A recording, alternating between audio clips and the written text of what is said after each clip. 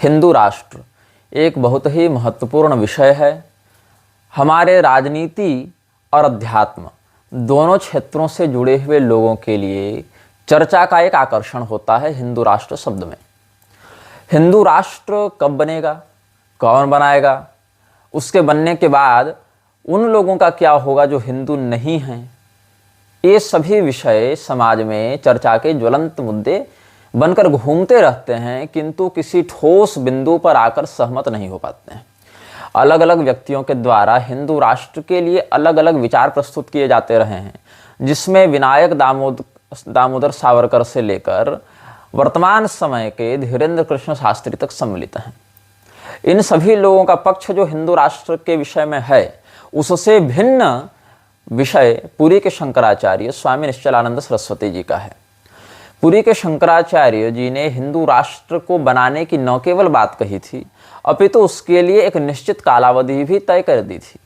यद्यपि पुरी के शंकराचार्य जी ने हिंदू राष्ट्र के संदर्भ में इस बात को स्पष्ट नहीं किया कि उसमें कौन कौन से क्षेत्र, कौन कौन से भूखंड हिंदू राष्ट्र के रूप में मान्यता प्राप्त किए जाएंगे, अथवा इसको करने का श्रेय किसे दिया जाएगा। क्या यह किसी राजतंत्रीय राजा के द्वारा किया जाएगा या लोकतांत्रिक प्रधानमंत्री के द्वारा किया जाएगा। अब हिंदू राष्ट्र का जो विषय है, पुरी शंकराचार्य जी के शिष्यगण यह कहते हैं कि उन्होंने 3.5 वर्ष की जो भविष्यवाणी की थी वो नागलोक के कालमान के अनुसार है। यद्यपि पुरी के शंकराचार्य जी ने स्वयं अपने मुख से ऐसा नहीं कहा, जहां तक मुझे प्राप्त है सूचना, अथवा पुरी के शंकराचार्य जी के किसी शिष्य ने भी उनके मुख से, पुरी के शंकराचार्य जी के मुख से निकले हुए शब्दों या लिखे हुए ग्रंथ के आधार पर यह नहीं कहा कि पुरी के शंकराचार्य जी ने यह कहा है कि 3.5 वर्ष की अवधि नागलोक से संबंधित है। यद्यपि मैं बताऊं तो सनातन कालमान में 4 स्तरों पर गणना की गई है: मानवीय, पैतृक, दैवीय और ब्राह्मी। मानवीय काल गणना हम सब जान रहे हैं, क्योंकि हम मनुष्य के शरीर में हैं, तो उस काल गणना से हमारा अधिक निकट संबंध है। इससे थोड़े से अधिक ऊपर पैतृक काल गणना होती है, जहां 15 मानवीय दिनों का जो शुक्ल पक्ष है और 15 मानवीय दिनों का जो कृष्ण पक्ष है, वही पितरों के लिए 1 दिन रात के बराबर हो जाते हैं। और देवताओं के लिए 360 दिनों की एक रात्रि और दिवा का विधान प्राप्त होता है। उनके लिए 180 दिनों का दिवामान और 180 दिनों का रात्रिमान, 6 महीने का दिन और 6 महीने की रात्रि मनुष्यों के अनुसार देखें तो देवताओं के यहाँ प्राप्त होती है। और इसी के आधार पर फिर परायु का निर्णय करते हैं, जिसको ब्राह्मी काल कहा जाता है। लेकिन यहाँ नागलोक में घटित होने वाले कालमान का उल्लेख नहीं मिलता है, मुझे नहीं मिला है। यदि किसी महानुभाव को मिला हो तो कृपया अवगत कराएं।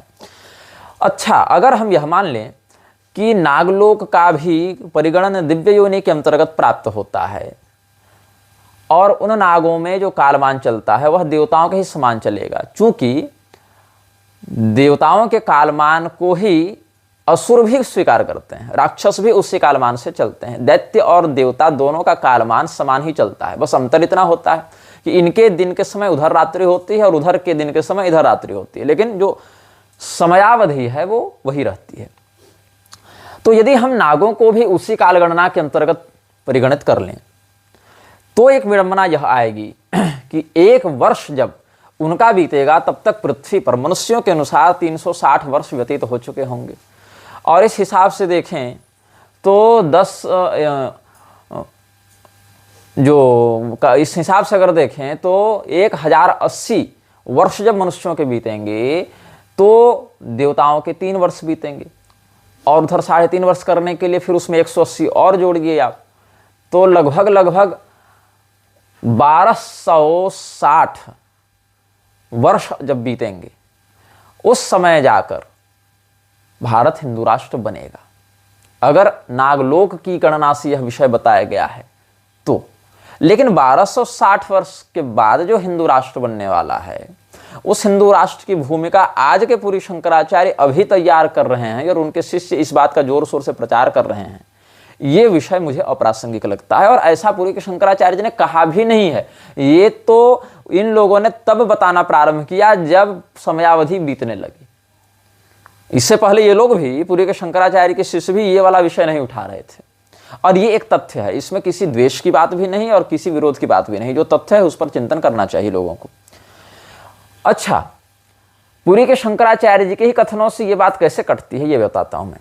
कुछ लोग यह कह रहे हैं कि 3.5 साल की समयावधि अभी पूरी नहीं हुई है, उनको मैं बताना चाहूंगा 3 अगस्त 2021 ईस्वी को, 3 अगस्त 2021 ईस्वी को दैनिक जागरण में समाचार छपा था, जिसमें कहा गया है कि पुरी के शंकराचार्य जी ने 3.5 वर्षों में हिंदू राष्ट्र के बनने की बात कही है। भारत हिंदू राष्ट्र के रूप में प्रकाशित होगा, बन जाएगा, ऐसा पुरी के शंकराचार्य जी ने कहा है। कहाँ कहा है? दैनिक जागरण में छपा था 3 अगस्त 2021 को। और जांजगीर में, छत्तीसगढ़ के जांजगीर में एक प्राण प्रतिष्ठा कार्यक्रम के समय, जब पुरी के शंकराचार्य जी फरवरी 2022 में आए थे, मतलब ये समाचार छपने के 6 महीने के बाद, तब भी वहां उन्होंने इसी वक्तव्य को दोहराया था और दैनिक भास्कर में वो वक्तव्य छपा था। आप इन दोनों वक्तव्यों की पुष्टि उस समय के पेपर कटिंग से भी कर सकते हैं, और तुरंत में अगर पुष्टि करनी है तो दैनिक भास्कर और दैनिक जागरण के जो डिजिटल वेबसाइट्स हैं वहां से भी समाचार को तुरंत आप प्राप्त कर सकते हैं। तो जांजगीर में फरवरी 2022 में पुरी के शंकराचार्य जी ने एक वक्तव्य दिया कि भारत 3.5 वर्ष में हिंदू राष्ट्र बनेगा, और उसमें 6 महीने की अवधि बीत चुकी है, ये उसमें उन्होंने अलग से भी कहा था। तो इसका अर्थ है कि दैनिक जागरण में जो समाचार अगस्त में छपा था, अगस्त 2021 में, वह सही था। और यही कालगणना, मानवीय कालगणना के अनुसार ही पुरी शंकराचार्य जी कह रहे हैं कि 6 महीने की अवधि बीत गई है फरवरी में। इस हिसाब से देखें तो अगस्त 2021 से लेकर फरवरी 2025 के मध्य 42 महीने बीत चुके हैं। और 42 महीने में कितने वर्ष होते हैं? 3.5 वर्ष। इसीलिए अब फरवरी के बीतने पर मार्च में हम यह वक्तव्य निर्गत कर रहे हैं। पुरी के शंकराचार्य जी ने जो बात कही उसके विषय में कुछ सज्जनों का यह मत है कि वह जो 3.5 वर्ष की बात थी वह हिंदू राष्ट्र बनने की नहीं थी। हिंदू राष्ट्र के निर्माण में मार्ग प्रारंभ हो जाएगा, यह कहना था पुरी शंकराचार्य जी को। लेकिन वह या तो सही तरीके से देवताओं के संकेत को समझ नहीं पाए, या फिर उनके द्वारा देवताओं के संकेत को सही तरीके से समझाया नहीं गया। दोनों बातें हो सकती हैं, ऐसा मेरा नहीं, ऐसा कुछ सज्जनों का मत है। फेसबुक पर भी मैंने बहुत से लोगों के वाद विवाद में ये सब पढ़ा था। अस्तु, चाहे आप पक्ष चाहे विपक्ष जो भी मान ले, सत्य यह है कि 3.5 वर्ष पूर्व पुरी के शंकराचार्य जी के द्वारा भारत के 3.5 वर्ष की समयावधि में हिंदू राष्ट्र बनने की भविष्यवाणी की गई थी, और यह नहीं हुआ, यह भी एक तथ्य है। ये दोनों बातें तथ्य हैं। इसमें कोई व्यक्ति उनका शिष्य हो तो भी तथ्य नहीं बदलेगा, कोई व्यक्ति उनका शत्रु हो तो भी तथ्य नहीं बदलेगा। अब कुछ लोग यह प्रश्न करते हैं कि जब कलयुग इतना प्रबल है तो भगवान इसका संहार क्यों नहीं कर देते? और हमने म्लेच्छराज श्रृंखला में कलिपुरुष के वंश विस्तार के विषय में बताया, तो यहाँ पर भगवान के पीठ के माध्यम से अधर्म का प्राकट्य, अथवा ब्रह्मा जी के पीठ के माध्यम से अधर्म का प्राकट्य, अधर्म, मृषा, ये सब दंभ, ये सब कलिपुरुष के पूर्वजों में आते हैं। तो इन सभी हिंसा, क्रोध आदि का भी वर्णन उसके परिवार में मिलता है। तो इन सभी बातों को भगवान क्यों बढ़ाते हैं? भगवान की इच्छा से ही हो रहा है क्या? चूंकि पुरी के शंकराचार्य जी ने कहा कि ब्रह्मा जी की योजना के ये सब पात्र हैं, सूत्रधार हैं ब्रह्मा जी इन सब बातों के, तो क्यों ऐसा है? क्या भगवान ही इसको बढ़ा रहे हैं? तो फिर भगवान ही खलनायक हो गए ना। तो भगवान ही चाहते हैं कि अधर्म हो, भगवान ही चाहते हैं म्लेच्छराज बढ़े, भगवान ही चाहते हैं कि ये सब हो। क्या ऐसा है? देखो, आप पहले स्थान, दिशा, देश, दिशा, भगवद इच्छा, ईश्वर इच्छा इत्यादि की कार्य प्रणाली को समझिए। ये सब साधारण उत्प्रेरक होते हैं किसी भी कार्य के। जैसे आप यहाँ से पूर्व दिशा की ओर जाकर बलात्कार कर दें, या पूर्व दिशा की ओर जाकर यज्ञ कर दें, उस बात से पूर्व दिशा की उपस्थिति होने के बाद भी पूर्व दिशा पर प्रभाव नहीं पड़ेगा। मतलब पूर्व दिशा वहां साधारण दिशा के रूप में व्याप्त है, और साधारण निमित्त होने के कारण वह पूर्व दिशा शुभाशुभ कर्म से लिप्त नहीं होती। ऐसे ही किसी स्थान विशेष पर आप कोई कार्य कर रहे हैं तो उस स्थान में, यद्यपि संस्कार बीज तो भौतिक रूप से व्याप्त होते हैं तीर्थ में, श्मशान में, अलग अलग स्थानों पर, किंतु उस स्थानाभिमानी तत्व जो हैं वो शुभाशुभ को ग्रहण नहीं करते। मतलब अगर वहाँ आप यज्ञ कर दे रहे हैं तो स्थानाभिमानी देवता को स्वर्ग नहीं मिल जाएगा, या वहां पर अगर आप बलात्कार कर दे रहे हैं तो स्थानाभिमानी तत्व को नरक नहीं मिल जाएगा। ऐसे ही ईश्वर इच्छा भी साधारण निमित्त में आती है। ईश्वर इच्छा भी उस घटना के घटित होने में केवल निमित्त है, न कि उसके शुभाशुभ को भोगती है। ईश्वर इच्छा न उसमें राग पूर्वक उसकी आसक्ति होती है। इसको समझिए। अब कलयुग क्या है? चारों युगों में एक युग है जिसका कालमान, जिसकी समयावधि सबसे कम है। सृष्टि प्रक्रिया को जो जानते हैं वो समझते हैं कि बिना तीनों गुणों के वैषम्य को प्रवर्तित किए सृष्टि बन ही नहीं सकती है, और बिना तीनों गुणों को साम्य किए प्रलय हो ही नहीं सकता है। ये एक सांख्य सिद्धांत है। तीनों गुणों को जब तक कोई विषमता प्राप्त नहीं होगी तब तक उनमें गतिशीलता नहीं आएगी, और गतिशीलता के अभाव में सृष्टि प्रक्रिया भी पूर्ण नहीं होगी। और तीनों गुणों की साम्यावस्था को जब तक आप नहीं लाएंगे तब तक स्तब्धता नहीं होगी, और स्तब्धता के अभाव में प्रलय भी नहीं होगा। सामान्य हिंदू में इन सब बातों की गति नहीं है, इन सब बातों का विवेक, अध्ययन, अनुभव नहीं है। इसीलिए वो लोग केवल उत्साह के कारण, भावना के वशीभूत होने से कह देते हैं कि फिर ऐसा क्यों, वैसा क्यों। अब आपका शरीर है, आपका शरीर क्या केवल पवित्र तत्वों से बन सकता है? क्या केवल अपवित्र तत्वों से बन सकता है? जैसे मस्तक को उत्तमांग कहा गया है। मस्तक को स्पर्श करके हाथ धोने की अनिवार्यता नहीं है, किंतु लिंग छूकर, गुदा छूकर हाथ धोना चाहिए।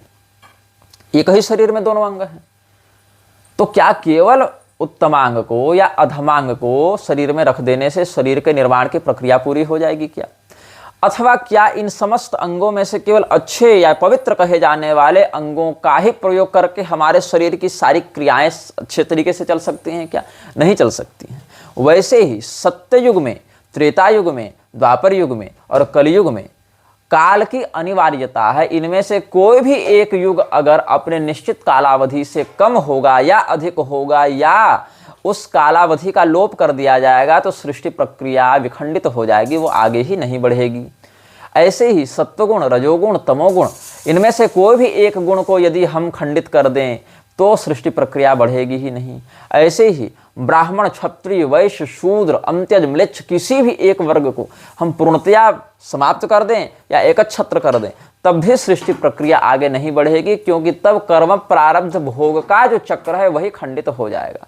यही कारण है कि प्रकृति में सबका महत्व है, सबकी उपादेयता है, उपयोगिता है।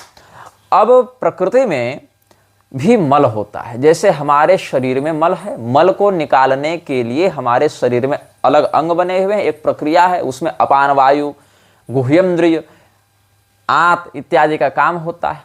तो हमारे शरीर के क्या ये अंग यद्यपि अपवित्रता को धारण करते हैं, तो भी क्या हम उनको त्याज्य मान सकते हैं? मतलब उनका बहिष्कार करके हम शरीर को पूरा कर पाएंगे? नहीं। और क्या इन समस्त अंगों को धारण करते हुए भी क्या हम मल का समर्थन कर दे रहे हैं? ऐसी बात है। क्या हम मलिन कहलाएंगे? ऐसी बात है। ऐसा भी नहीं है। वैसे ही कलयुग क्या है? जैसे आप भोजन करते हैं, भोजन की ऊर्जा का अवशोषण करने के बाद जो अपशिष्ट पदार्थ बच जाता है उसको मलापसर्जन प्रक्रिया से हम बाहर निकालते हैं, विष्ठा मल मूत्र का परित्याग करते हैं। वह एक प्रक्रिया है, और उस प्रक्रिया के बिना शरीर की गतिविधि पूर्ण नहीं हो सकती है। वैसे ही काल का मल है कलयुग। ब्रह्म वैवर्त पुराण के परिशिष्ट खंड को आप देखें, जो कि बृहत्तर संस्करण का अंग है, वहां पर एक बहुत ही अल्पश्रुत ग्रंथ है जिसको कहते हैं काशी रहस्य। काशी रहस्य में ये रहस्य बताया गया है कि कलयुग कालमल है। वहां ब्रह्मा जी ने कहा है कलयुग को कि तुम काल के मल हो, इसीलिए तुम्हारे समय कलह होगा, तुम्हारे कालखंड में कलह होगा, झगड़ा होगा, विद्वेष होगा, लोगों में संयम का अभाव होगा। तो कलयुग कितना अधिकार रखता है पूरे चतुर्युग व्यवस्था में? मात्र 10%। हमारे शरीर में जो हम भोजन करते हैं, अगर सही तरीके से वह पचा है तो क्रमशः वह सप्त धातुओं में परिणत होता है, और उसका दशांश ही मलमूत्र के रूप में प्राप्त होता है। अगर सही तरीके से वो पचा है तो बाकी ऊर्जा के रूप में परिणत हो जाता है। और उस अपशिष्ट भाग को जब हम निकालते हैं तब हम अशुद्ध माने जाते हैं, बाद में हम शुद्ध होते हैं स्नान इत्यादि करके। या अलग अलग प्रकार से मृतिका इत्यादि से शोधन करके।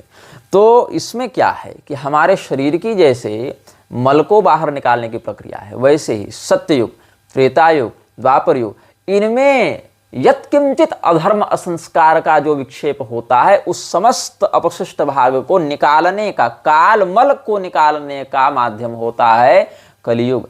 इसमें सत्ययुग, त्रेतायुग और द्वापर युग यही 90% काल को धारण करते हैं और मात्र 10% कालमान कलियुग के पास है। 4,32,000 वर्षों में ये प्रक्रिया पूरी होती है। 43,20,000 मानवीय वर्षों का जो चतुर्युग शास्त्रों में वर्णित है, उसमें ये जो मलापसर्जन प्रक्रिया है ये 4,32,000 वर्षों तक चलती है। हाँ, इसमें कई बार क्या होता है कि किसी का पेट खराब है तो पेट में गुड़गुड़ करेगा, किसी को कब्ज है तो प्रयास करके भी वह मल का अपसर्जन नहीं कर पा रहा है, किसी व्यक्ति को केवल गैस बना हुआ है, उसको लग रहा है कि हमको शौच जाना है लेकिन शौच होगा नहीं उससे, वो केवल गैस का, वात का प्रकोप है उसके शरीर में। कोई व्यक्ति खा लिया है लेकिन अजीर्ण हो गया, उसका अलग अनुभव होगा। किसी व्यक्ति का पाचन बहुत अच्छे से हुआ है, उसका शरीर बहुत अच्छे से अपना काम कर रहा है, तो उसके मलापसर्जन का अनुभव कुछ और होगा। ऐसे ही कलियुग में भी समान प्रकार के अधर्म, समान प्रकार के द्वेष, समान प्रकार का कलह सबके साथ होगा, यह आवश्यक नहीं है। इसी प्रकार भोजन करने के समय भी अलग अलग प्रकार के भोजन का स्वाद अलग अलग लगता है। खीर खाएंगे तो अलग अनुभव होगा, खिचड़ी खाएंगे तो अलग होगा, दाल चावल खाएंगे तो अलग होगा, रोटी खाएंगे तो अलग होगा, पुआ पूड़ी खाएंगे तो अलग होगा, फलाहार करेंगे तो अलग होगा। लेकिन ये सब जो ग्राह्य भक्ष्य हैं उनमें भी अलग अलग अनुभव होता है। वैसे ही यज्ञ करने का सुख अलग होता है, दान करने का अलग होता है, स्वाध्याय का अलग होता है, परोपकार का अलग होता है, जितेंद्रियता का अलग होता है, व्रतचर्या का अलग होता है, अलग अलग अनुभव होते हैं। तो धर्माधर्म के मध्य क्रियाभेद से अनुभव भेद हो जाते हैं। तो सत्ययुग से कलियुग तक का समय 4,32,000 वर्षों का होता है। इसमें कलियुग, क्षमा करें कुछ त्रुटि हो गई, 43,20,000 वर्षों का होता है। इसमें कलियुग 4,32,000 वर्षों का है। इससे दुगुना द्वापर युग होता है, इसी से तिगुना त्रेता युग होता है और इसी से चौगुना सत्ययुग होता है। इसमें बीच बीच में शासन प्रणाली के हस्तक्षेप के कारण युगों के स्वभाव में कुछ पारिस्थितिक परिवर्तन देखने को मिलता है। युगों के स्वभाव में पारिस्थितिक परिवर्तन शासन तंत्र के कारण होता है। तब जाकर महाभारत में वर्णन है कि राजा कृत युग स्रष्टा त्रेताया द्वापरस्य च युगस्य च चतुर्थस्य राजा भवति कारणम। सत्ययुग, त्रेतायुग, द्वापर युग, कलियुग, इन सबों का जो प्रभाव है उसमें कारण कौन है? इस काल का कारण कौन है? राजा ही कारण है। तो राजा इनके प्रभाव को उत्प्रेरित करता है। जैसे आप विज्ञान में कैटलिस्ट पढ़ते हैं ना, उत्प्रेरक पढ़ते हैं, तो राजा क्या करता है? उत्प्रेरणा देता है इन युगों को। अगर सत्ययुग में भी वेन के समान दुराचारी राजा हो जावे तो धर्म की हानि करवाकर अधर्म को उत्प्रेरित करने लग जाएगा। और सत्ययुग के विपरीत कलियुग जैसे अधर्म युग में भी विक्रमादित्य जैसे शासक हो जावे तो कलियुग के अधर्म को दबाकर धर्म को, सनातन मर्यादा को उत्प्रेरित करने लग जाएंगे, उसको बढ़ाने लग जाएंगे। हालांकि ये जो परिवर्तन है ये चिरस्थायी नहीं होता है, ये अस्थायी ही होता है। जैसे दिन में भी जहां अंधकार की कोई संभावना नहीं, यदि आप किसी अंधेरी गुफा में घुस जाएं तो सूर्य प्रकाश के अव्याप्ति दोष के कारण उस गुफा में आपको अंधकार का अनुभव होगा, ये पारिस्थितिक परिवर्तन हो गया। अथवा रात्रि में भी यदि आपके पास प्रकाश के पर्याप्त साधन है तो जहां अंधकार होना चाहिए वहां भी पारिस्थितिक रूप से आपको अंधकार की अव्याप्ति होने के कारण प्रकाश का अनुभव होने लगेगा। यह पारिस्थितिक परिवर्तन हो गया। आशा है इस भाषा से आपको समझ में आ गया होगा विषय। तो कलियुग क्या है? काल के मल को अपसृष्ट करने का एक प्रक्रिया मात्र है। त्वम कालमल इत्युक्तो मले शुद्धिर्न विद्यते। भगवान ब्रह्मा जी कलियुग को क्या कहते हैं कि हे कलियुग, तुम काल के मल हो, इसलिए मल की शुद्धि नहीं हो सकती। आप विष्ठा को शुद्ध नहीं बना सकते, आप मूत्र को शुद्ध नहीं बना सकते, आप थूक को, लार को शुद्ध नहीं बना सकते। वो अपवित्रता उसकी नैसर्गिक अपवित्रता है। ऐसे ही आप कलियुग को शुद्ध नहीं बना सकते। हाँ, हम अगर विष्ठाप्लुत हो जावे तो शोधन, मार्जन, स्नान इत्यादि से स्वयं को शुद्ध बनाते हैं। ऐसे ही कलियुग में भी भगवान नाम संकीर्तन विहित शास्त्राचरण से हम स्वयं को शुद्ध बनाते हैं। लेकिन कलियुग ही स्वयं में शुद्ध हो जाए ऐसा संभव नहीं है। और शासन तंत्र के हस्तक्षेप से कलियुग में भी धर्म की वृद्धि आंशिक रूप से देखने को मिल सकती है, अथवा सत्ययुग में भी अधर्म की वृद्धि आंशिक रूप से देखने को मिल सकती है। ये बात हम आपको समझाने का प्रयास कर रहे थे। तो ये जो कलयुग की प्रक्रिया है। इसी प्रक्रिया को आगे बढ़ाने के लिए म्लेच्छराज अथवा उस जैसी शक्तियां, उसकी अनुगत शक्तियां लगी हुई रहती हैं, जिससे अधर्म, विक्षोभ, विद्रोह इत्यादि बढ़े और कलिपुरुष का कलहात्मक अभ्युदय प्राप्त हो समाज को। अब हम हिंदू राष्ट्र की बात करते हैं। ये हमने आपको प्रक्रिया बता दी कि कलयुग की क्या अनिवार्यता है, इसमें ईश्वरेच्छा का क्या महत्व है, ईश्वरेच्छा का क्या इसमें रोल है, उसका क्या उसमें उद्देश्य है, उसका क्या विनियोग है, अथवा कालमल के अपसर्जन की प्रक्रिया कैसे होती है, यह हमने आपको बताया। अब हिंदू राष्ट्र की बात करते हैं। भारत की वर्तमान जो व्यवस्था है, शासकीय व्यवस्था है, लोकतंत्र की व्यवस्था है, ये हिंदू राष्ट्र की मूल अवधारणा के पक्ष में ही नहीं है। ये हिंदू राष्ट्र की संकल्पना को न धारण करती है ये व्यवस्था, न ऐसी धारणा के धारकों को प्रोत्साहित करती है। हिंदू को यह लगता है कि एक पार्टी विशेष को वोट देने से हम हिंदू राष्ट्र बना लेंगे, एक पार्टी विशेष को वोट देने से हमारे सारे धार्मिक कृत्य संपादित होने लगेंगे।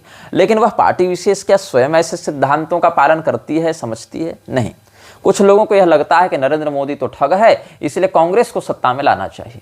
कुछ लोगों को लगता है कि कांग्रेस तो क्रिश्चियन और इस्लाम का समर्थन करते हैं, इसलिए भाजपा को समर्थन देना चाहिए। कुछ लोग मानते हैं कि कांग्रेस और भाजपा दोनों ही एक ही थैली के चट्टे बट्टे हैं, इसलिए हमको कोई तृतीय हिंदूवादी दल लाकर इन दोनों को मिटा देना चाहिए ताकि हिंदूवादी राज्य की स्थापना हो सके। किंतु प्रक्रिया वो भी लोकतांत्रिक अपनाना चाहते हैं। अब इसमें मेरा जो अनुभव है, मेरा जो दृष्टिकोण है, उससे हम आप सबों को अवगत कराना चाहेंगे। हो सकता है मेरा यह दृष्टिकोण कुछ लोगों को सही लगे, कुछ लोगों को नहीं लगे।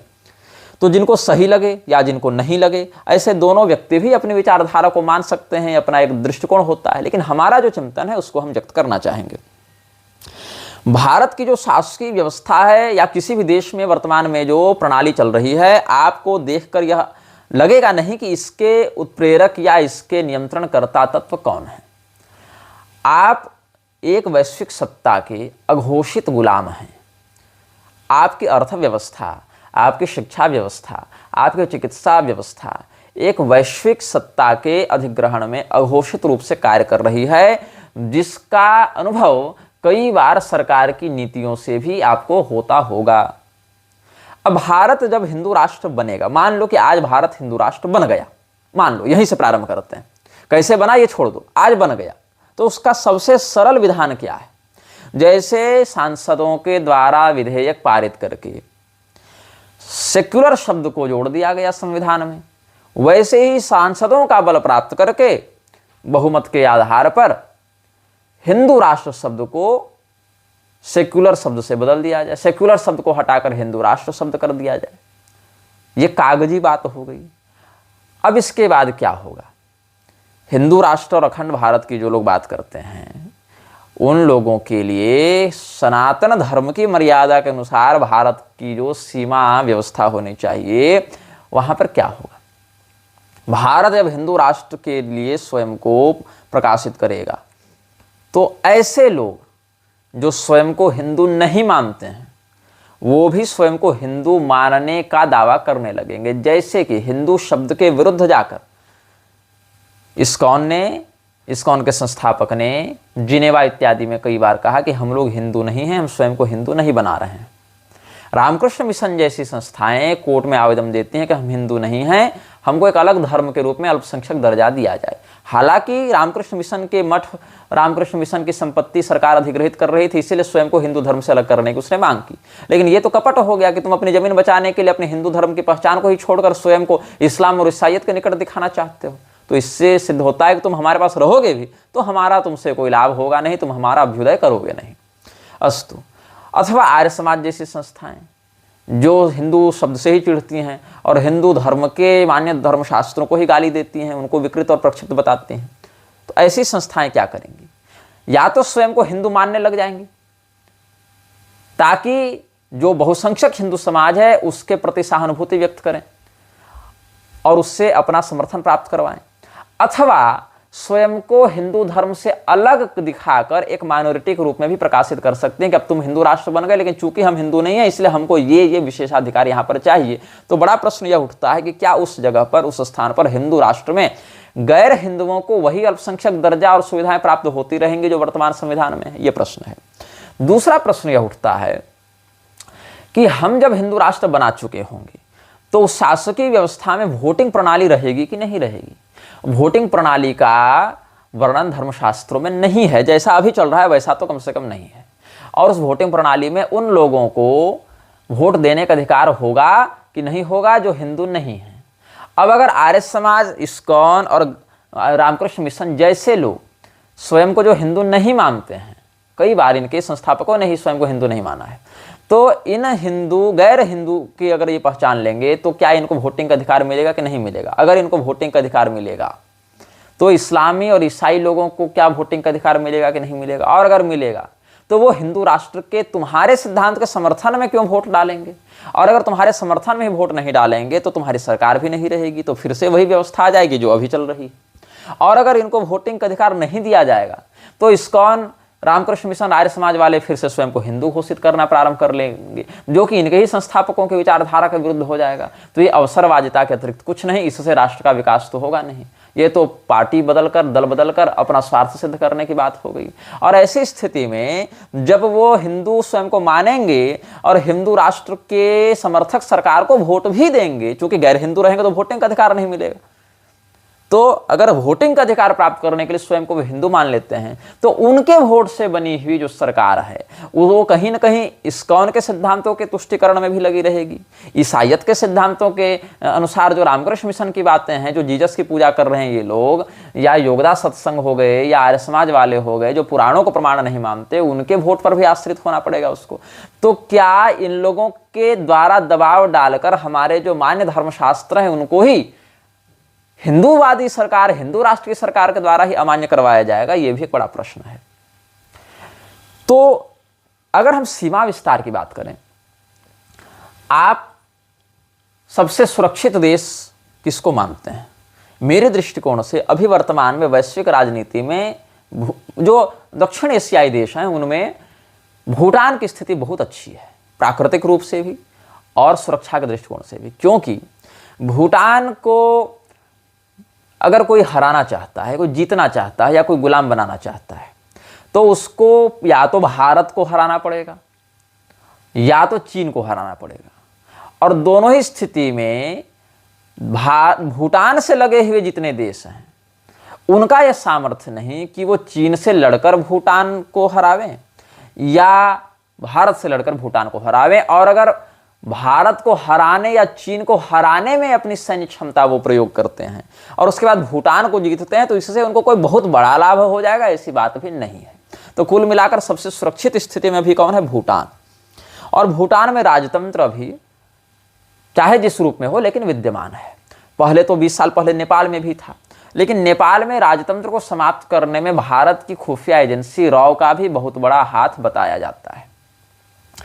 अब नेपाल की जो सरकार है उसकी पिछले 10 सालों से भारत के विरुद्ध नीतियां देखने को मिली हैं।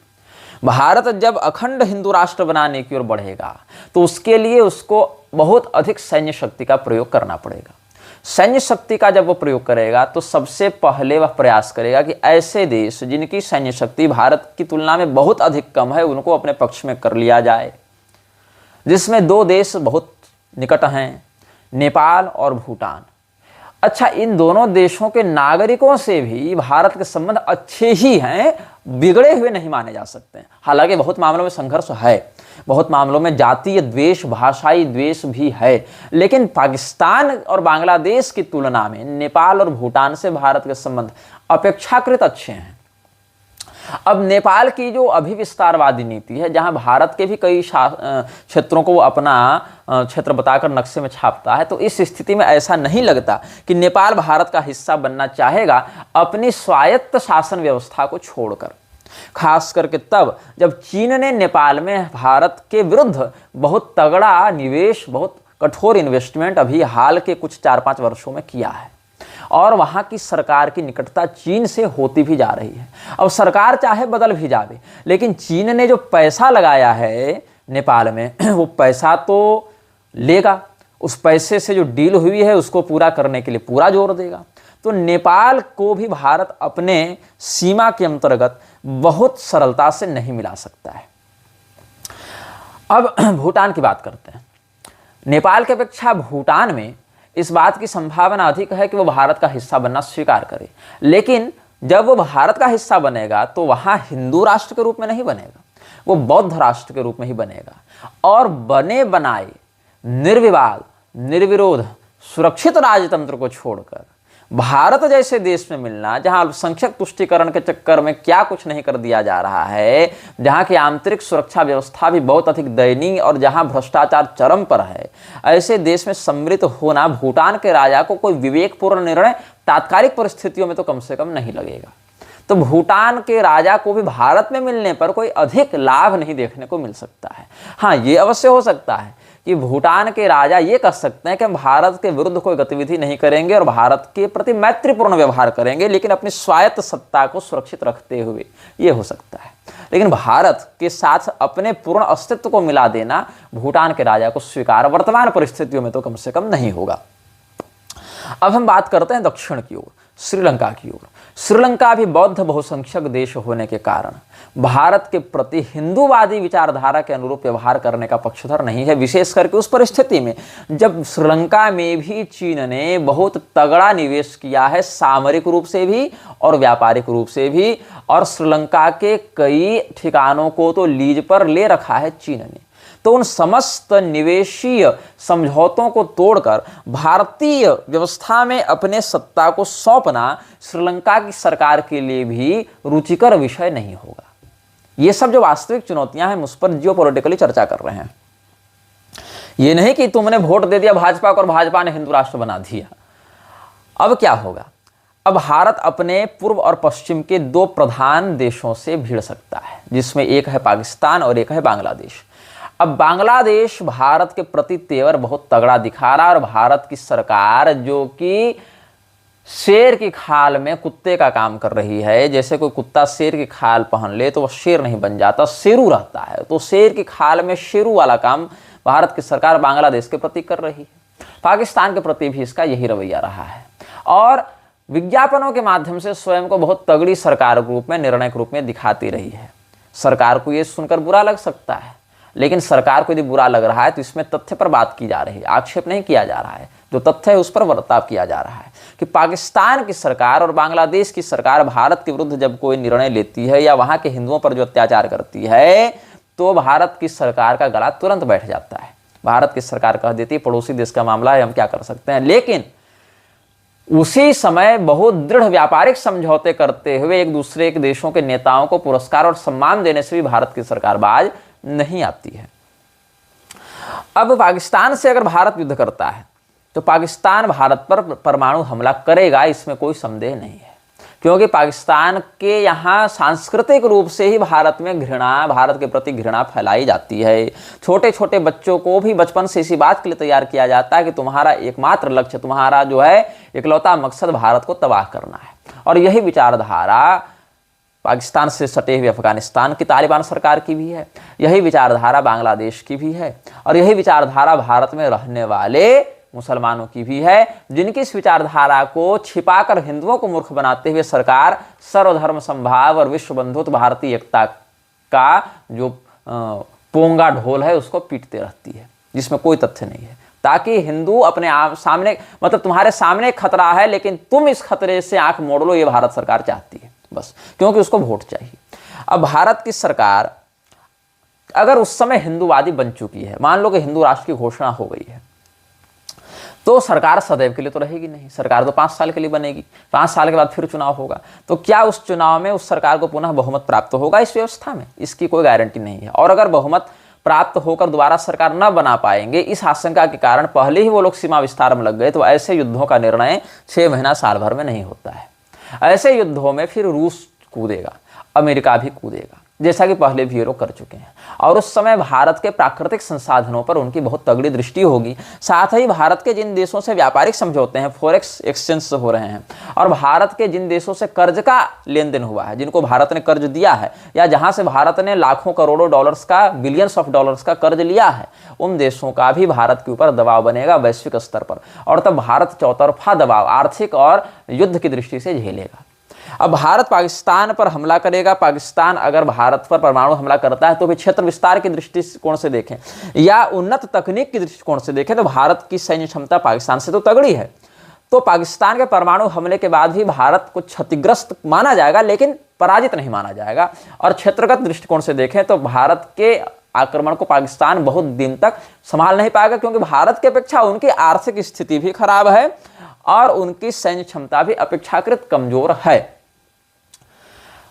अब भारत ने पाकिस्तान पर आक्रमण किया मान लो, तो पाकिस्तान के समर्थन में ईरान अवश्य आएगा। यद्यपि दोनों में आपस में नहीं बनती है, लेकिन उस समय ईरान अवश्य आएगा, क्योंकि जो देश हैं इस्लामिक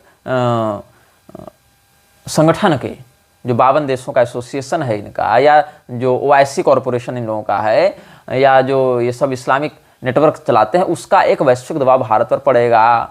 और चीन इत्यादि देश भी जो पाकिस्तान में अलग अलग माध्यमों से निवेश कर रहे हैं, वो भी पाकिस्तान का समर्थन करेंगे। अब मान लो कि उस समय चीन ने नहीं किया समर्थन, तो भारत वहां विजयी होकर वहां के लोगों को संपूर्णतया मार तो नहीं सकता है, 20 करोड़ लोगों को तो मारेगा नहीं उस समय। अगर 20 करोड़ लोगों को मारने पर चला जाएगा तो इसको कल्चरल जेनोसाइड का नाम देकर विश्व युद्ध छिड़ जाएगा। यह भी संभव नहीं है तात्कालिक परिस्थितियों में। और अगर वहां के लोगों को अपने अंदर मिला लेता है तो तुरंत भारत में गृह युद्ध तुरंत ही छिड़ जाएगा। ऐसे तो पाकिस्तान पर आक्रमण करने के साथ ही गृह युद्ध छिड़ने की संभावना हो जाएगी, लेकिन अगर सीमा को अपने अंदर मिला लिया तो वहां के लोग तो बिना किसी रोक टोक के भारत में घुसकर और भारत ने तुरंत तख्ता पलट करने का विचार करेंगे। और बांग्लादेश के साथ युद्ध करने पर भी भारत की विजय तो हो जाएगी, अगर बाहरी किसी शक्ति ने बांग्लादेश का साथ नहीं दिया तो। लेकिन वही दोष यहां भी लग जाएगा कि भारत वहां के सारे लोगों को मारेगा नहीं, और उन मुसलमानों को अपने यहां बिना किसी रोक टोक के जब सम्मिलित करेगा तो फिर से भारत में हिंदुवादी सरकार खतरे में पड़ जाएगी। ये एक वास्तविक फैक्ट है। और अगर कदाचित मान लो कि भारत ने यह सब कुछ समाप्त कर दिया, तब फिर भारत का सीधा संघर्ष होगा चीन से, क्योंकि चीन भारत को एक उभरते हुए खतरे के रूप में आज भी देख रहा है, पहले भी देख रहा था। और ऐसी स्थिति में भारत के चौतरफा विस्तार के कारण चीन तुरंत ही भारत को मर्दित करने का प्रयास करेगा। और भारत में तब तक जितना युद्ध के कारण आर्थिक क्षति और सैन्य क्षति हो चुकी होगी, उसमें भारत की थकी हुई स्थिति का लाभ लेकर चीन वहां पर भारत पर हावी होने का प्रयास करेगा। और इस परिणाम में भारत को विजय प्राप्त होनी बड़ी संदिग्ध होगी, यह एक तथ्य है। भारत की सैन्य क्षमता के विषय में हमने बताया। उत्साह से नहीं, केवल भावना में बढ़कर नहीं, तथ्यात्मक बातों पर भी चिंतन करें। अब भारत की आंतरिक स्थिति की हम बात करते हैं। भारत में जितने भी हिंदू मंदिर हैं, मठ हैं, वो सरकार अपने अधिग्रहण में ले रखी है, लेकिन सरकार कभी भी इस्लाम और क्रिश्चियनिटी या सिख इत्यादि या बौद्ध जैन इत्यादि के मंदिरों पर अधिग्रहण करना नहीं चाहती है। तो सरकार स्वयं हिंदू विरोधी नीतियों पर चलती है। दूसरा, हमारे देश का एक बहुत बड़ा वर्ग सामाजिक विद्वेष से पहले से जकड़ा हुआ है। जातीय विद्वेष चरम पर है। ब्राह्मण और शूद्र की बात नहीं कर रहा हूं, ब्राह्मण में भी जातीय विद्वेष भरपूर है, शूद्र और शूद्र में जातीय विद्वेष भरपूर है, क्षत्रियों में भी जातीय विद्वेष भरपूर है, वैश्यों में भी जातीय विद्वेष भरपूर है। हाँ, ब्राह्मण में अधिक है, शूद्र में अधिक है, क्षत्रिय और वैश्य में कुछ कम है, लेकिन ब्राह्मणों में जातीय विद्वेष आपस में बहुत अधिक है और शूद्रों में भी जातीय विद्वेष आपस में बहुत अधिक है। और उस स्थिति में चारों वर्णों को एक साथ लाने के लिए जो धर्मशास्त्र हमारे पास उपलब्ध हैं, उन धर्मशास्त्रों को प्रक्षुब्ध बताकर, विकृत बताकर, अप्रामाणिक बताकर लोगों को भ्रमित करने के लिए भी बहुत सी संस्थाएं पहले से तैयार हैं। तो इकोनॉमिक दृष्टिकोण से जो वर्ल्ड प्रेशर भारत पर बनेगा और इकोनॉमिक दृष्टिकोण के साथ साथ जो वैश्विक सैंक्शंस लगाए जाएंगे, भारत के व्यापार पर जो प्रतिबंध लगाए जाएंगे, भारत की कंपनियों को विदेशों में अपना सामान बेचने पर जो बैन लगाया जाएगा, उससे भारत की जो आर्थिक व्यवस्था है वो सीधे सीधे क्षतिग्रस्त होगी। इस स्थिति में भारत का हिंदू राष्ट्र के रूप में बनना या बनकर टिक पाना वर्तमान परिस्थितियों में बहुत कठिन है। अमेरिका और रूस में युद्ध हो रहा है और उसको नाम क्या दिया गया है? यूक्रेन रूस वार। अमेरिका लड़ रहा है रूस से, लेकिन नाम दे दिया यूक्रेन का, ताकि ये सीधी लड़ाई न दिखे। लेकिन यूक्रेन को लड़ने के लिए किसने भड़काया? अमेरिका ने। पैसा, संसाधन, हथियार किसने दिया? अमेरिका ने। और उद्देश्य क्या था? यूक्रेन के इंफ्रास्ट्रक्चर और यूक्रेन के प्राकृतिक संसाधनों पर कब्जा करना। यही कारण है कि जेलेंस्की को अमेरिकन रूसो समझौते में नहीं बुलाया गया और यह कहा गया अमेरिका के द्वारा कि हम युद्ध सब रुकवा देंगे, सब कर देंगे, लेकिन 50% हमको इंफ्रास्ट्रक्चर और नेचुरल गैस और ये सब जो वहाँ खनिज है वो सब हमको चाहिए। एक देश को पैसा देकर, हथियार देकर अमेरिका ने उसके पड़ोसी महाशक्ति से भिड़वा दिया और समझौता करने चौधरी बनकर स्वयं पहुंच गया और कहा कि ये जो हार रहा है देश ना, छोटा वाला, उसकी आधी संपत्ति हमको दे दो तो हम युद्ध रुकवा देंगे। इसमें यूक्रेन का क्या हुआ? यूक्रेन की मूर्खता ही सिद्ध होगी। वही हाल भारत का ये लोग करना चाहते हैं, पड़ोसी देशों से भिड़वा कर, बिना किसी पूरी तैयारी के भारत के लोगों में एक खोखला ख्वाब दिखाकर, उस ख्वाब के आधार पर उनको युद्ध के गर्त में ढकेल कर और भारत के प्राकृतिक संसाधनों पर वैसे ही एक बार कब्जा करना चाहते हैं जैसे पहले ईस्ट इंडिया कंपनी की आड़ में ये लोग कर चुके हैं। वो बस वापस आना चाहते हैं भारत पर कब्जा करने के लिए। भारत का जो ब्यूरोक्रेट वर्ग है, भारत का जो जुडिशियल वर्ग है, भारत का जो लेजिस्लेटिव वर्ग है, इन तीनों में इतना व्यापक भ्रष्टाचार है और इतनी निर्लज्ज क्रूरता भरी हुई है कि आप इनसे किसी भी प्रकार के सकारात्मक परिवर्तन की कल्पना नहीं कर सकते हैं। भाषणों में ये नेता एक दूसरे के विरुद्ध खूब बोलेंगे, साथ में पार्टी भी करेंगे, साथ में एसोसिएशन में भी जाएंगे और एक दूसरे के विरुद्ध कोई कठोर केस करके इनको जेल में भी नहीं डालने का सामर्थ्य रखते हैं। इनके समर्थक आपस में लड़कर आपस में बटे रहेंगे, लेकिन नेताओं में आपस में झगड़े नहीं होते, नेता आपस में एक दूसरे को जेल में नहीं भेज रहे हैं। बताओ, मोदी सरकार ने कांग्रेस पर कितने आरोप लगाए थे, लेकिन कांग्रेस के विरुद्ध 12 वर्षों से सत्ता में रहने के बाद ही मोदी सरकार ने कांग्रेस के कितने प्रधान नेताओं को जेल में भेजा या कौन से आरोपों को सिद्ध करके उनको दंडित किया? नहीं होता है। क्योंकि अगर ऐसा होगा तो ये अघोषित जो लोकतांत्रिक समझौता है कि तुम मेरा साथ दो हम तेरा साथ देंगे, मिलकर जनता को लूटेंगे, ये सारी व्यवस्था ही चौपट हो जाएगी। यहाँ तो हिंदुओं में ये हाल हो गया है, मुझे पता चला, विद्या भास्कर स्वामी जी बता रहे थे कि कुछ वैष्णव तो गंगा जी में स्नान नहीं करना चाहते, ये कहकर कि गंगा जी तो शिव जी की जटा से आई है ना, इसीलिए हम गंगा जल में स्नान नहीं करेंगे। ये हाल हिंदुओं का चल रहा है। उधर लिंगायत वाले, वीरशैव वाले स्वयं को अलग धर्म की घोषणा करवा के मांग किए हुए हैं, जबकि शैवागमों में वर्णाश्रम व्यवस्था को वैदिक मर्यादा के अनुरूप और तांत्रिक मर्यादा के अनुरूप समन्वित करके व्यवस्थित करके वर्णित किया गया है। लेकिन उनको धर्मशास्त्र नहीं पढ़ने, उनको अपनी परंपरा नहीं माननी, उनको केवल एक पॉलिटिकल एजेंडा को चलाना है। तो यही हाल सर्वत्र दिखता जा रहा है। जो हमारे सनातनी मंदिर हैं उनकी व्यवस्था सरकार के हाथ में, उनको भयंकर रूप से खुलेआम डकैती करके लूटा जा रहा है। जो हमारी वर्ण व्यवस्था है, सांस्कृतिक व्यवस्था है, उसको खुलेआम मर्दित किया जा रहा है, कभी एनजीओ बाजी के नाम पर, कभी समाज के नाम पर, कभी कानून के नाम पर। जो जुडिशियल माफिया है उसका एकमात्र लक्ष्य सनातन धर्म की मर्यादा को मटियामेट करके पूरे देश को यौन रूप से मनोरोगी बना देना है। सुप्रीम कोर्ट, हाई कोर्ट के आप कानूनों को पढ़ें, निर्णयों को पढ़ें, जो पार्लियामेंट है उसके द्वारा पास किए जा रहे कानूनों को पढ़ें, तो आप देखेंगे पूरे देश को एक यौन मनोरोगी देश के रूप में स्थापित करने के लिए प्रयासरत हैं। ऐसी स्थिति में जब देश का युवा ड्रग एडिक्ट हो चुका है, पॉर्न एडिक्ट हो चुका है, तो हिंदू राष्ट्र क्या केवल किसी पार्टी विशेष को वोट देने से बन जाएगा या किसी नारे को लगा देने से कि हाँ 3.5 साल में हम हिंदू राष्ट्र बना देंगे वो बन जाएगा? नहीं बन सकता है। अगर आप कदाचित जोर तोड़ करके 400-500 सांसदों को अपने प्रभाव में रखकर बना भी देते हैं तो वो टिक नहीं पाएगा, तत्काल गृह युद्ध हो जाएगा। और उस गृह युद्ध के लिए हिंदुओं के पास क्या तैयारी है? हिंदू का घर तो वो घर है जहां समय पर नाखून काटने के लिए एक नेल कटर खोजना हो तो 10 ड्रॉवर निकालना पड़ता है, 10 घर में पूछना पड़ता है कि भाई नेल कटर कहाँ रख दिए थे, परसों ही तो हम देखे थे वहां रखा हुआ था। और मुसलमानों के घर में 4 लोग रहेंगे तो 40 हथियार मिल जाएंगे तुमको, छोटे बड़े मिलाकर। ये हालत तथ्य है, फैक्ट है। जमीन को कब्जा करने के लिए चर्च मिशनरीज और वक्फ बोर्ड लगा ही हुआ है, और हथियारों को सप्लाई करने के लिए क्रिश्चियन मिशनरीज नक्सलवादियों को प्रमोट करके, वामपंथियों को प्रमोट करके और वक्फ बोर्ड जिहाद को प्रमोट करके मदरसों के माध्यम से लगा ही हुआ है। हिंदुओं के पास ऐसी कोई तैयारी नहीं है, हिंदुओं के पास ऐसी कोई मानसिकता भी नहीं है, विचारधारा भी नहीं है। हिंदू 1 लाख की भीड़ लेकर ट्रॉफी वर्ल्ड कप का जुलूस निकालने के लिए आ जाएगा, लेकिन हिंदू गौरक्षा के लिए 1 लाख का समूह बनाकर नहीं आ सकता है सशस्त्र आंदोलन करने के लिए, क्योंकि उसको लगता है कि हमने तो मोदी जी को वोट दे दिया है ना, मोदी जी सब देख लेंगे। और मोदी जी नहीं देखेंगे तो फिर आदित्यनाथ देखेंगे, और आदित्यनाथ भी नहीं देखेंगे तो फिर भविष्य में कोई और देख लेगा। लेकिन ये नहीं हो पाएगा। भारत का मुसलमान तत्काल गृह युद्ध करेगा, जिसका समय समय पर वो परीक्षण और शक्ति प्रदर्शन करता भी रहता है। और हमारे जो मूर्ख नेता हैं वो संयोग नहीं प्रयोग का नारा देने के बाद, बटेंगे तो कटेंगे नारा देने के बाद भी अल्पसंख्यक आयोग को भी भंग नहीं कर पाते, वक्फ बोर्ड को भी भंग नहीं कर पाते। वक्फ बोर्ड को भंग नहीं कर पाने के पीछे तर्क ये देते हैं कि हमको पर्याप्त ईमेल प्राप्त नहीं हुआ, हिंदू लोगों ने ईमेल नहीं दिया। क्या वक्फ बोर्ड बनाने के लिए हिंदुओं ने ईमेल दिया था? तो वक्फ बोर्ड हटाने के लिए तुमको हिंदुओं का ईमेल क्यों चाहिए? क्योंकि तुम बनाना नहीं चाहते, करना नहीं चाहते। ये जितने भी आरएसएस के लोग हैं ये लोग भी हिंदू राष्ट्र नहीं बनाना चाहते। इसीलिए तो मोहन भागवत ने आज कह दिया ना कुछ दिन पहले कि भारत तो अखंड ही है, हिंदू राष्ट्र ही है, बस लकीरें खिंच गई हैं। और ये लोग तो ये भी कहते हैं कि इस्लाम के बिना हिंदुत्व अधूरा है। ये लोग तो ये भी कहते हैं कि सामाजिक भाईचारा को बनाए रखने के लिए अगर बगल में कोई गोमांस खा रहा है तो उसको भी तुम सहन कर लो। ये लोग तो ये भी कहते हैं कि राम जी तो इमाम हिंद हैं। तो उस स्थिति में इन लोगों से हिंदू राष्ट्र की कोई कल्पना सार्थक नहीं हो सकती है। इसीलिए हे हिंदुओं, भारत में जब तक लोकतंत्र का विनाश नहीं होगा, जब तक इस पूरी प्रणाली का विनाश नहीं होगा और शुद्ध शास्त्रीय पद्धति से राजतंत्र की स्थापना नहीं होगी, तब तक भारत हिंदू राष्ट्र नहीं बनेगा। संवैधानिक रूप से हिंदू राष्ट्र बनाने का कोई ये तरीका ही नहीं है हमारे दृष्टिकोण में। जो ये सब काशी विद्वत परिषद और अलग अलग प्रकार का अखाड़ा परिषद, ये सब जो भाजपा के गुलाम, जो भाजपा की चापलूसी करते हुए हिंदू राष्ट्र का मसौदा तैयार करने में लगे हैं ना, इसका परिणाम भी वही होने वाला है जो 3.5 साल हिंदू राष्ट्र का परिणाम हुआ।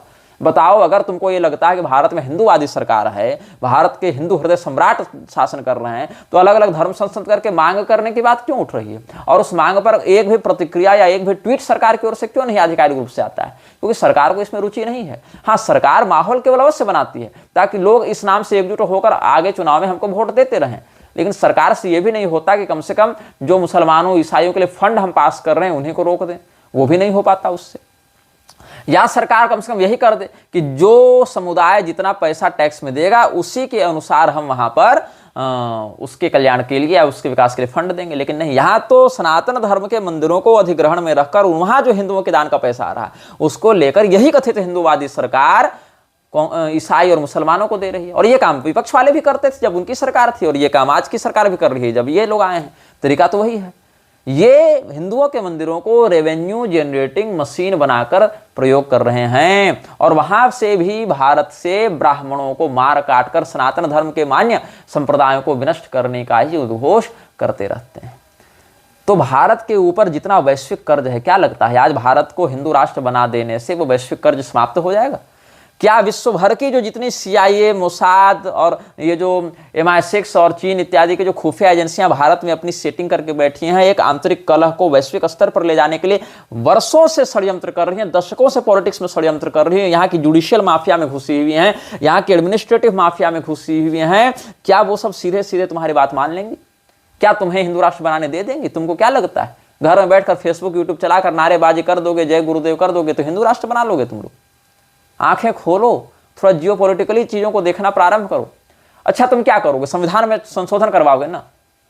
कितना संशोधन करवा लोगे? कितने सांसद? 542 सांसद से करवाओगे ना? अधिक से अधिक 542 सांसद को खरीदने के लिए कितना पैसा चाहिए जी? 10,000 करोड़। 10,000 करोड़ देना जॉर्ज सोरोस के लिए बड़ी बात है, इलॉन मस्क के लिए बड़ी बात है। 10,000 करोड़ रुपया वैश्विक सत्ताओं के लिए देना क्या है? सुबह लघुशंका करके ना 10,000 करोड़ रुपया फ्लश करके उसको बहा देंगे ये लोग, और भारत की पूरी संसद बिक जाएगी 10,000 करोड़ में। एक नया संविधान पैदा हो जाएगा 10,000 करोड़ में। 10,000 करोड़ क्या होता है वैश्विक अर्थव्यवस्था के दृष्टिकोण से? क्या होता है 10,000 करोड़? कुछ नहीं होता है। यहां तो एक एक दिन में शेयर मार्केट में 2 लाख 3 लाख करोड़ डूब कर समाप्त हो जाते हैं। एक सांसद को खरीदने के लिए कितना रुपया चाहिए? 100 करोड़, 200 करोड़, 500 करोड़, 1000 करोड़। और धमकाने के लिए कितना चाहिए? कुछ नहीं चाहिए। आपको एक सांसद को अगर भारत में खरीदना है, सांसद ने अपनी कीमत लगाई 100 करोड़ रुपया में हम बिकेंगे, और सांसद आपकी बात नहीं मान रहा है, वो सांसद आपकी बात तुरंत मानेगा, वो जज आपकी बात तुरंत मानेगा, वो IAS IPS आपकी बात तुरंत मानेगा। क्या करना है? कुछ नहीं करना है। मैं यहां प्रमोट नहीं कर रहा हूं किसी चीज को, फैक्ट बता रहा हूं, इसको ध्यान में देना। मेरा उद्देश्य आपको तरीका बताना नहीं है कि ये तुम करो जाकर, संभावनाएं बताना है कि ऐसा हो सकता है, और ऐसा खुफिया एजेंसियां करती भी हैं। आपको किसी सांसद को 100 करोड़ में खरीदना है, सांसद बोला कि हम 100 करोड़ में बिकेंगे, लेकिन आपके पास 100 करोड़ नहीं है, आपके पास 10 ही करोड़ है, तो सांसद 10 करोड़ में भी आपका काम करेगा। तब क्या होगा? राजनीति में साम दाम दंड भेद भी होता है। साम दाम से काम न चले तो दंड भेद को अपनाना पड़ता है। गुंडों की कोई कमी नहीं है। अफीम, चरसी, गंजेड़ी गुंडे बेरोजगार घूम रहे हैं अपने ड्रग की आदतों को पूरा करने के लिए। पहले उनको ड्रग की आदत लगाकर अपना गुलाम बनाया जाता है, फिर उन्हीं ड्रग को महंगा करके उनको पैसा बनाने के लिए अनैतिक गतिविधियों को क्रिमिनल बनने के लिए प्रेरित किया जाता है। और ऐसे स्थिति में 1000 शार्प शूटर उठा लो। अगर 1000 शार्प शूटर को 1-1 लाख रुपया भी देते हो तो 10 करोड़ में एक व्यक्ति की जान लेने के लिए 1000 लोग लग जाएंगे। और 1000 लोग अगर किसी सांसद को मारने के लिए जा रहे हैं तो सांसद तुम्हारी बात को बात बोलकर मानेगा। कैसे इस्लाम के कानून दंडन पास हो जाते हैं। 1000 लोग शाहीन बाग में बैठकर पूरी सरकार को पैंट पर मुतवा दिए, और सरकार कुछ नहीं कर सके। न्यायपालिका की औकात नहीं हुई कि वहां पर जाकर कुछ निषेध करवा के वहां से हटवा सके। न्यायपालिका पॉइंट में मुंह तो दी थी हाईकोर्ट जो कलकत्ता वाले हैं ये लोग, जब वहां पर हिंदुओं पर अत्याचार हो रहा था बंगाल में और हो रहा है, और जब इनसे गुहार लगाई गई रक्षा की, तो मुसलमानों के डर से वहां के न्यायाधीशों ने लिखकर कह दिया कि हम लोग इस केस की सुनवाई करने से स्वयं को दूर कर लेते हैं। ये औकात है तुम्हारी न्यायपालिका की। न्यायपालिका का सम्मान केवल हिंदू करता है, वो भी न्यायपालिका की गुंडागर्दी से डर कर। न्यायपालिका कंटेम्प्ट ऑफ कोर्ट लगा देगी इस डर से। बाकी न्यायपालिका की औकात मुसलमान इसको बार बार दिखाते हैं, सरकार की औकात मुसलमान इसको बार बार दिखाते हैं, थाना पुलिस IAS IPS की औकात मुसलमान इसको बार बार दिखाते हैं। कभी हिंदुओं की भीड़ से डरकर भागते हुए पुलिस कर्मियों को देखे हो? नहीं, मुसलमानों के डर से ही ये लोग भागते हैं। क्यों? क्योंकि वो दूसरा तरीका अपनाते हैं, उनको कोई फर्क नहीं पड़ता। और जब आज की कथित सरकार, सेना, पुलिस होते हुए जब ये ऐसा कर रहे हैं उपद्रव, तो तुमको क्या लगता है जिस दिन तुम हिंदू राष्ट्र के लिए बनाओगे, उस दिन मकसद बनाओगे, उस दिन क्या जाकिर नाइक और ओवैसी ये सब चुप बैठ जाएंगे? आजम खान ये सब चुप बैठ जाएंगे? और इनके साथ जो गले मिलते हुए लोग हैं वो सब चुप बैठ जाएंगे? इसीलिए तुम्हारे पास तैयारी है कुछ नहीं। तुम एक ऐसी पार्टी के व्यवस्था के ऊपर भरोसा करके बैठे हो जो स्वयं बीफ कंपनियों से चंदा लेकर बैठी हुई है, जिसको कोई मतलब नहीं इन बातों से, जो अल्पसंख्यक योजना के नाम पर खूब छाती कूटे जा रही, पैसा बांटे जा रही है। तो चुनावी जुमलों पर मत जाओ। चुनावी जुमले से हिंदू राष्ट्र नहीं बनने वाला है, न अतिशयोक्तिपूर्ण भविष्यवाणियां करने से हिंदू राष्ट्र बनने वाला है। अच्छा, अगर शूटर्स की बात नहीं भी करेंगे, अगर हम केवल इस विषय पर चर्चा करते हैं कि सांसदों को खरीद कर हिंदू राष्ट्र बनाया जाएगा, तो सांसदों को 500 सांसद हैं, प्रत्येक सांसद को खरीदने के लिए अगर आप 100-100 करोड़ देते हैं बहुमत कराने के लिए, तो 100-100 करोड़ में, और जजों को भी मिला दें तो 1 लाख करोड़ पर्याप्त हैं। सारे जजों को खरीद लो सुप्रीम कोर्ट, और कितने में बिकेंगे? 100 करोड़, 200 करोड़, 300 करोड़ खरीद लो। सांसदों को खरीद लो, 1 लाख करोड़ पर्याप्त है। 1 लाख करोड़ अगर कहीं पर देकर पूरे देश के संविधान को अपने अनुरूप बदला जा सकता है, तो वैश्विक शक्तियां ऐसा क्यों नहीं करेंगे? वो अभी भी कर ही रहे हैं ये, तुमको बस वो सब बातें पता नहीं चलती। पनामा पेपर लीक्स इत्यादि कभी कभी होते हैं तो कुछ बातें पता चलती हैं। विकीलीक्स के जूलियन असांजे जैसे लोग कभी कभी कुछ कुछ बता देते हैं तो बातें समझ में आती हैं। लेकिन किसी भी भारत के संविधान को, पूरे भारत को अपने कंट्रोल में लेने के लिए 1 लाख करोड़ पर्याप्त है, पर्याप्त से अधिक है। बल्कि भारत इतना सस्ता बिकेगा ना, भारत की जो मानसिकता है, भारत के नेताओं की, भारत के अधिकारियों की, भारत के जो कथित निर्णयालय में बैठे हैं इन लोगों की जो मानसिकता है, 1 लाख करोड़ पूरा भारत बिकने में के लिए तैयार है। अंग्रेज बहुत बड़ी अक्षौहिणी सेना लेकर नहीं आए थे, 200-300 लेकर लोग आए थे ये लोग, और पूरे भारत को 250 वर्षों तक रौंद कर गए ये लोग। तो ये मत सोचो कि भारत बहुत महंगा बिकेगा और भारत प्रतिरोध करेगा, कुछ नहीं। सेना क्या प्रतिरोध करेगी? न्यायपालिका के पास तो जाएगी ना, क्योंकि भारत की सेना में तो विद्रोह की मानसिकता है नहीं।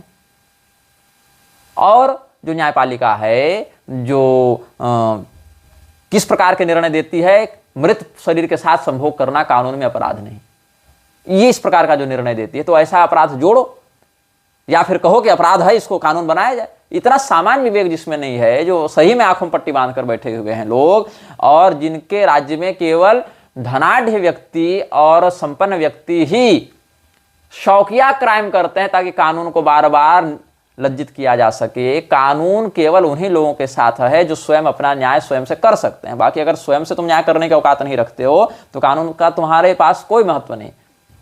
कानून की नजर में तुम कुछ नहीं, तुम एक चलता फिरता टैक्स भरने वाला एक रोबोट हो, कानून के लिए तुम्हारी और कोई उपयोगिता नहीं है। तो सांसद खरीद लिए गए और न्यायपालिका खरीद ली गई, और जो ब्यूरोक्रेट्स हैं उसमें भी कुछ मेन पदों पर बैठे हुए लोग खरीद लिए गए। पूरा संविधान तुम बदल सकते हो। और अगर ये नहीं होगा तो फिर शाहीन बाग जैसे कुछ संगठित आतंकवादी संगठनों का आश्रय लेकर भयादोहन करके खरीद सकते हो। यही औकात है ना सरकार की, कि लाल किला में चढ़ के तिरंगा उठाकर फेंक दिया इन लोगों ने और सरकार कुछ नहीं कर सकी। ये होता है बल। 1000 लोग के सामने सरकार कुछ नहीं कर सकती है, क्योंकि नियत नहीं है, औकात नहीं है, सामर्थ्य नहीं है। और यही होगा हिंदू राष्ट्र के लिए जब विधेयक पारित किया जाएगा तब। यही कारण है 12 साल से हिंदू हृदय सम्राट की छवि अपने चापलूसों के मध्य बनाया बैठा व्यक्ति भी हिंदू राष्ट्र शब्द के विषय में कुछ नहीं बोल सकता है।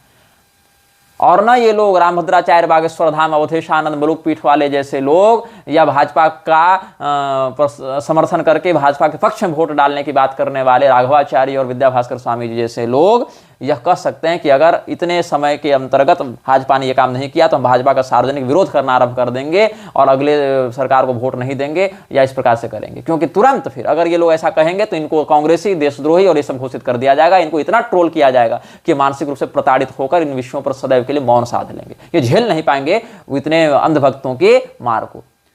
हर पार्टी के पास ऐसे विवेकहीन गुलाम बने होते हैं जो कि सदैव अपने मालिक को ही सही साबित करने के लिए लगे रहते हैं। सेलिब्रिटी वर्शिपिंग चल रही है ना, संप्रदाय में भी यही चल रहा है। जो मलुक पीठ का चेला है वो आंख मूंद करके मलुक पीठ का साथ देने के लिए तैयार है, चाहे इसके आगे पीछे कोई संसार में कुछ हो चाहे न हो। प्रेमानंद का चेला वही करने में लगा है, पूरी पीठाधीश्वर का चेला वही करने में लगा है, बागेश्वर धाम के समर्थक वही करने में लगे हैं। रामभद्राचार्य के चेले के लिए रामभद्राचार्य से बड़ा कोई विद्वान ही नहीं है। तो ये जो सेलिब्रिटी वर्शिपिंग चल रही है ना, सेलिब्रिटी वर्शिपिंग के कारण क्या होता है कि कूपमंडूकता आ जाती है। और कूपमंडूकता के कारण क्या होता है कि जब आप इन्हीं के इन लोगों में कोई दोष दिखाना चाहेंगे तो वो देखना नहीं चाहेंगे, और जब देखना नहीं चाहेंगे तो अपनी कल्पना के आधार पर तथ्यों को मरोड़ने का प्रयास करते हैं। तो इस अनुसार से तो जो पूरी शंकराचार्य जी के अनन्य भक्त हैं उनको मान लेना चाहिए कि भारत हिंदू राष्ट्र बन गया है, और पूरी शंकराचार्य जी को कहना चाहिए कि अब भारत के अब नए हिंदू राष्ट्र के शासक का अभिषेक कर दें और उसी के आधार पर चलाए गए डॉक्यूमेंट्स और करेंसी और ये सब का हम प्रयोग करेंगे। लेकिन वो भी नहीं करेंगे ये लोग। बस हमारे गुरु जी के खिलाफ कुछ मत बोलो। अरे फैक्ट्स को कब तक तुम छिपाओगे? जब तुम्हारे घर में माथा काटने के लिए आतंकवादी घुस जाएंगे तब छिपाओगे, तब स्वीकार करोगे। तो शांति काल नहीं है युद्ध काल ही। लेकिन अभी जब तक कुछ संभावनाएं तब तक स्वयं को सामरिक रूप से, आर्थिक रूप से तगड़ा बनाओ। 1-1 लाख का फोन लेकर घूम सकते हो, लेकिन सुरक्षा के लिए 1000 रुपया इन्वेस्ट करने का तुम्हारे पास सामर्थ्य नहीं है। ये हिंदुओं की मानसिकता हो गई। हिंदू संघर्ष बोध ही भूल चुका है। हिंदू का पूरा समय सनातन धर्म के जो स्तंभ हैं, धर्मशास्त्र को, वर्णाश्रम व्यवस्था को, उसको मटियामेट करके म्लेच्छों के काम को सरल बनाने में जा रहा है। जियोपॉलिटिक्स की कोई समझ न हिंदुओं में है, न हिंदुओं के धर्म गुरुओं में है, न हिंदुओं के नेताओं में है। हिंदू के नेता जो हैं वो स्वयं को सुपर हीरो समझते हैं। मीम बनाए चल रहे हैं, मैं हिंदू राष्ट्र बना दूंगा, क्या तुम मेरा साथ दोगे? तो फेसबुक पर लाइक और कमेंट किया जा रहा है, अगर हाँ तो लाइक करो, अगर हाँ तो कमेंट करो। मैंने ये कानून ला दिया लेकिन कोई मुझे लाइक नहीं करता, फेसबुक पर दिख रहा है। ये इस प्रकार से ये लोग जियोपॉलिटिक्स से लड़ने चल रहे हैं। ये हाल है हिंदुओं का, ये तैयारी है हिंदुओं की। और हिंदू हाँ जय हो, हर हर महादेव की जगह हर हर मोदी के नारे लगा रहे हैं। ये हाल हो गया है। अपने नेताओं के ऊपर प्रश्न करना सीखो, शासन व्यवस्था से प्रश्न करना सीखो, गलत को गलत कहना, सही को सही कहना सीखो। नहीं सीखोगे तो तुम्हारा अंत बहुत बुरा होने वाला है, बहुत भयंकर, बहुत दुर्दांत समय सामने आने वाला है। तुमको ये लगता है कि निग्रहाचार्य इस्लामी और ईसाई लोगों के विरुद्ध नहीं बोलते, हम बोलते हैं, तुम सुन नहीं पाते हो। और तुमको लगता है हम संतों की निंदा करते हैं। नहीं, हम मुसलमानों से गले मिलने वाले, मुसलमानों के समर्थन में कानून बनाने वाले सरकार के चापलूसों का भी विरोध करते हैं, जिनको तुम संत, धर्मगुरु, महात्मा, तत्वज्ञानी, सन्यासी मान बैठे हो। तुम्हारी बुद्धि इतनी कुंठित तो हो गई है कि तुम अपने कथित इन सेलिब्रिटीज के अलावा किसी और विषय पर न सुनने का धैर्य रखते हो, न सामर्थ्य रखते हो। तुम्हारा हृदय इतना कमजोर है कि तुम इन बातों को सुनने का ही सामर्थ्य नहीं रखते। सोचने की बात तो बहुत दूर है, सोचोगे तो तब ना जब चिंतन करने के लिए बैठोगे। भारत के हिंदू राष्ट्र बनने में सबसे बड़ा जो अवरोध है वह है लोकतंत्र। जब तक यह लोकतंत्र भारत में इस प्रणाली पर रहेगा, जब तक सरकार का अस्तित्व, शासकों का अस्तित्व वोट बैंक पर आश्रित रहेगा, तब तक भारत हिंदू राष्ट्र नहीं बनेगा। भारत को हिंदू राष्ट्र बनाने के लिए जो प्राथमिक कदम है वह है वोट बैंक के ऊपर से सरकार का आश्रित होने की स्थिति को ही हटाना। वोट बैंक पर जो सरकार अपने अस्तित्व के लिए आश्रित है वो व्यवस्था समाप्त हो। आजीविका व्यक्ति की अपने हाथ में हो। सरकार आजीविका देने के लिए नहीं होती है। आजीविका तुमको जो कुलगत वर्णगत प्राप्त है उस आजीविका को अपने हाथ में रखो। सेल्फ एम्प्लॉयड बनना सीखो पहले। लेकिन सरकार ने पहले लोगों को पारंपरिक शिक्षा से विमुख करके वृक्षराज के तहत नई शिक्षा व्यवस्था जो विकृत है उसके आधार पर डिग्री बांटना आरंभ किया। डिग्री से ज्ञान और कौशल का परिचय होने लगा। और उसके बाद हम तुमको रोजगार देंगे, मेरे पास आओ, ऐसा कह के लोगों के स्वरोजगार को समाप्त कर दिया गया। और उसके बाद लोगों की आर्थिक व्यवस्था, लोगों के खान पान की व्यवस्था, लोगों की शिक्षा व्यवस्था, लोगों के मनोरंजन तक की व्यवस्था पर कंट्रोल कर लिया। और वही सब परोसा जाने लगा जिससे सनातन कमजोर हो। जब तक हिंदू स्वकुल धर्मानुसार आजीविका को अपने हाथ में नहीं रखेगा, सरकार पर से तुम्हारी आजीविका का आश्रय समाप्त हो। यदि तुम रोटी खाने के लिए सरकार की ओर देखोगे और सरकार अपने अस्तित्व के लिए वोट बैंक की ओर देखोगे, तो तुम्हारी हर एक रोटी तभी तुमको मिलेगी जब कोई ईसाई या कोई मुसलमान उस रोटी के लिए हस्ताक्षर करेगा। वो ईसाई, वो मुसलमान जब तक, या वो जो गैर सनातनी है, सनातन विरोधी, वो जब तक सरकार को वोट नहीं देगा, सरकार उसके वोट के बिना अपने अस्तित्व में नहीं आ पाएगी। और सरकार जब तक तुमको सैलरी नहीं देगी, जब तक तुमको रोजगार नहीं देगी, तब तक तुम रोटी नहीं खा पाओगे। ये तुम्हारी औकात है। इसीलिए अपनी रोटी अपने हाथ में रखो। सरकार की ओर से जब तक तुम्हारा आश्रित होना समाप्त नहीं होगा, इसलिए मुफ्त में अनाज बांट रही है ना, ताकि तुमको कमजोर किया जा सके। अब सरकार, जब तक सरकार से अपने रसोई के चंगुल को हटाओ, जब तक तुम अपने रोजगार को सरकार के हाथ से हटाकर अपने हाथ में नहीं लेते और सरकार का अस्तित्व वोट बैंक से नहीं हटकर अपने ऊपर स्वायत्त रूप से आता है, तब तक भारत हिंदू राष्ट्र नहीं बनेगा। भारत तभी हिंदू राष्ट्र बनेगा जिस दिन लोकतंत्र की चिता जलेगी और राजतंत्र का ध्वज फहराएगा। यदि तुम लोकतांत्रिक प्रणाली से ही हिंदू राष्ट्र बनाने के पक्षधर हो, तो इसमें यह विडंबना आएगी कि लोकतांत्रिक सरकार सदैव इस्लाम और ईसाइयत की ओर अपने अस्तित्व के लिए देखेगी और उनको प्रसन्न करने के लिए उनके अनुकूल नियम बनाएगी, उनके अनुकूल कानून बनाएगी। और जब ये इतने अधिक संख्या में पहुंच जाएंगे कि तुम्हारे वोट देने या न देने से सरकार के अस्तित्व को कोई प्रभाव नहीं पड़ता, तब ये भारत को इस्लामी राष्ट्र के रूप में प्रकाशित कर देंगे। और जब इस्लामी राष्ट्र के रूप में घोषित कर देंगे, इनके गजवा ए हिंद का सपना भी साकार हो जाएगा। उस स्थिति में पाकिस्तान और बांग्लादेश के साथ स्वयं को सांस्कृतिक रूप से जोड़कर ये लोग हिंदुओं पर वही अत्याचार करना यहां पर संवैधानिक रूप से प्रारंभ कर देंगे जो बांग्लादेश और पाकिस्तान में आज हो रहा है। यहां तो अभी अघोषित रूप से कर रहे हैं ना, असंवैधानिक रूप से कर रहे हैं, कथित रूप से, लेकिन फिर इसको संवैधानिक मान्यता देकर करेंगे। और फिर भारत का हिंदू जो लोकतंत्र का समर्थन कर रहा था, संविधान से देश चलता है, मनमानी से नहीं चलेगा, ये सब जो नारेबाजी भी कर रहे होने नालायकों,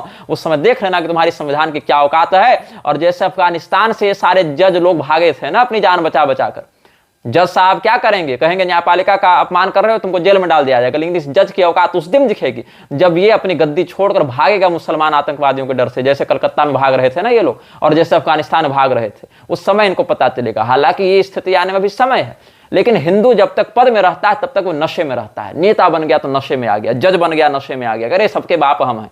आईएएस आईपीएस बन गया तो अपने घर के दूसरे बेरोजगार लोगों से बात नहीं करना चाहता। हिंदू इतना नशे में है कि वो देख नहीं पा रहा है कि सामने क्या भविष्य है। और भारत हिंदू राष्ट्र बने न बने, इस स्थिति में इस्लामी राष्ट्र जरूर बन जाएगा अगर इस प्रणाली पर चलोगे। और उस दिन इन सबको दिख जाएगा कि कंटेम्प्ट ऑफ कोर्ट क्या होता है, जिस दिन इनको इन्हीं की गद्दी उठाकर इस्लामी लोग काट देंगे। और ये एक तथ्य है।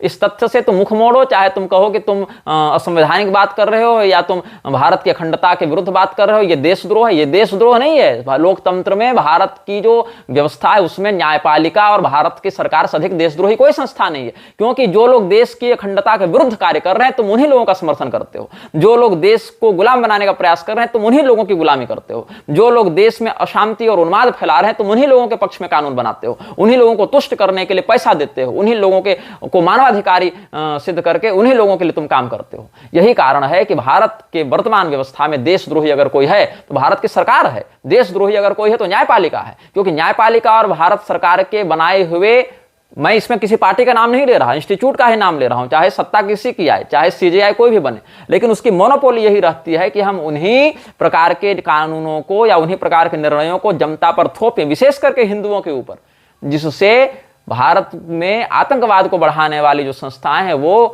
प्रोन्नत हों, वो विकसित हों। ये इंटरनल सिंडिकेट जो है कार्टल्स का, वो चल रहा होता है। लेकिन इतनी कड़वी बात को इतने स्पष्ट रूप से कोई ना बोलना चाहता है, ना कोई सुनना चाहता है, और ना कोई सुनकर चिंतन करके उसको समझना चाहता है।